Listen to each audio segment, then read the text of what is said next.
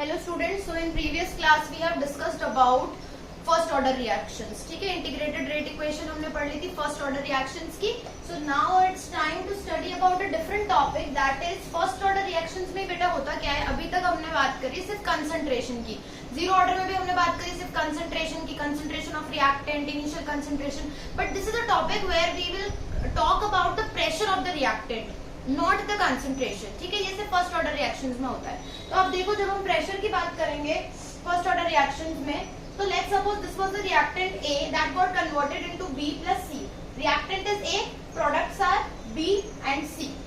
अब एक बात करते हैं कि टाइम जीरो पे, when the reaction has not even been started, उस टाइम रिएक्टेंट मैक्सिमम रहा होगा, रिएक्टेंट का प्रेशर भी मैक्सिमम रहा होगा, राइट. तो यहाँ पर हम कैसे लिख सकते हैं कि एट टाइम जीरो A जो है आपका रिएक्टेंट, उसका हमने प्रेशर मान लिया PI.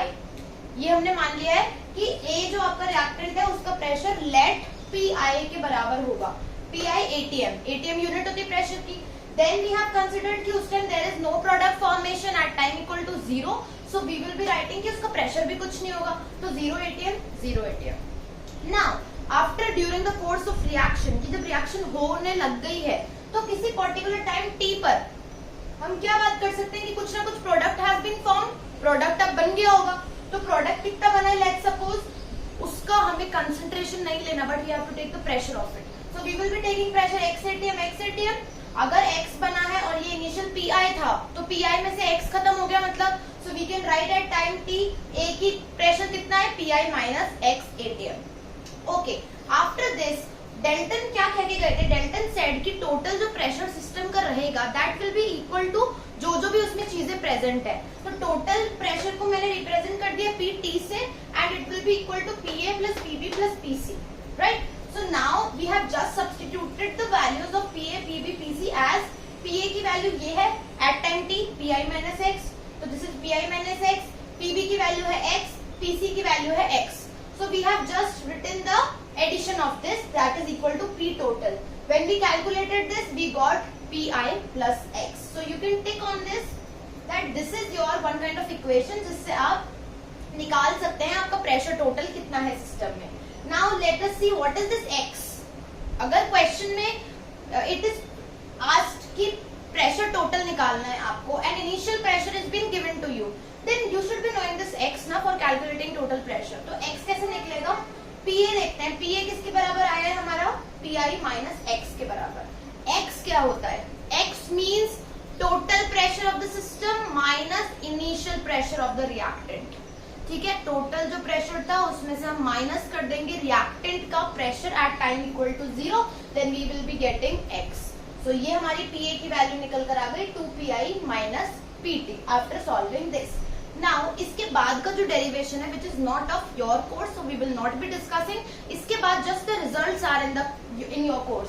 So the results are the rate constant. ऐसे क्वेश्चंस में, ऐसे इक्वेशंस में, ऐसी रिएक्शंस में जहां रेट कांस्टेंट पूछा हुआ और pressure is being given, not the concentration, you have to write the formula K rate constant is equal to 2.303 upon T log of PI, that is initial pressure of reactant, upon PA, that is the total pressure of reactant, not just the initial one. And PA की value हमने यहाँ निकाली है 2PI minus PT. So here we have just substituted the value of PA. Now you see, अगर rate constant पूछा हो या time पूछा हो, ठीक है, और आपको total pressure and initial pressure उसका दे रखा हो रिएक्टेंट का, तो you can very easily find the rate constant now, right. So this is all about when we have taken the pressure into the consideration. Okay, now you can pause the video and note it down. Let us discuss our next topic, which is half life. Half life. So बेटा, as the name suggest, नाम से आपको समझ आ रहा है कि क्या होगा, इसमें लाइफ आधी हो जाएगी. So if we talk about zero order reactions, half life की आप डेफिनेशन लिख सकते हो, कंसंट्रेशन व्हेन, या फिर ऐसे लिख सकते हो, when concentration of reactant becomes half of its initial concentration. Initially reactant की जो कंसंट्रेशन ठीक है, तो जीरो ऑर्डर रेट रिएक्शन की आपकी इक्वेशन क्या आती थी बताना? K is equal to concentration of R0 minus concentration of R upon T. This was your zero order rate reaction. यही तो थी, यही तो अभी डिराइव करी थी हमने थोड़ा एक दो दिन पहले. So now you just have to substitute. इसको हाफ लाइफ को डिनोट करते हैं हम T हाफ से. T हाफ से लिखा जाएगा. तो ये क्या कह रहे हैं यहाँ पे, रिएक्टेंट का कंसंट्रेशन क्या हो जाता है? आधा हो जाता है. तो हम वी विल राइट कि रिएक्टेंट का कंसंट्रेशन हो गया आधा ऑफ इनिशियल कंसंट्रेशन, तो that is R0.2. We will just be substituting, तो is equal to K is equal to concentration of R0 minus R0.2 divided by T half. Right? So here you got the half life reaction for zero order reaction. इसको इधर ले जाओ, तो T half आप निकाल सकते हैं concentration अगर आपके पास इनिशियल हो. इसको मैं एलसीएम ले लूं, what we will get 2R0 minus R0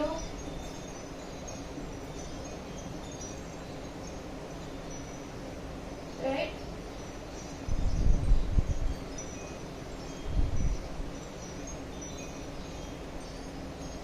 This is the half life for zero order reactions, right? You can note it down. Here you can write down, after seeing this formula, I am speaking out, write it down, that half life for zero order reactions depends on the concentration of reactant. It depends on initial concentration of the reactant and inversely proportional to the rate constant. Let us talk about first order reactions. तो बेटा होता क्या है first order reactions में? Rate किसके बराबर होता है बताओ? It is K is equal to 2.303 upon T log of R0 upon R. Am I right? You simply have to substitute T को substitute करना है T हाफ से and reactant की concentration को substitute करना है reactant concentration initially upon 2 से. So let us substitute K is equal to 2.303 upon T half log of R0 upon R0 upon 2. This R0 will get cancelled. What we will get? 2.303 upon T half log of 2. ये ऊपर चला जाएगा ना 2. So we will get log of 2. Log 2 की value क्या होती है? Anybody of you know?